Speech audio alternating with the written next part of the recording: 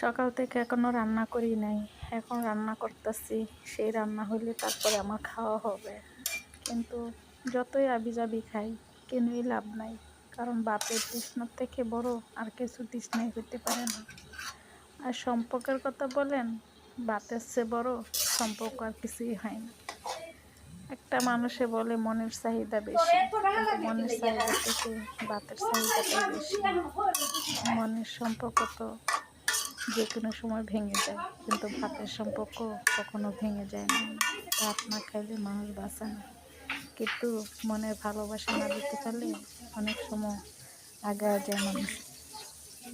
যাই হোক, যে সম্পর্কই হোক, সম্পর্ক বজায় রাখাটাই সবথেকে বড় জিনিস। কিন্তু অনেক সম্পর্ক বজায় থাকে না, সেই সম্পর্কগুলো নষ্ট হয়ে যায়। অনেক মানুষ আছে, ভাই বোনেরা আছে, যে সম্পর্কর বাইরে মানুষের সাথে সম্পর্কে জড়ায় যায়, কিন্তু না, পবিত্র সম্পর্কের মধ্যে আর কিছুই সম্পর্ক হয় না, সব তুচ্ছ।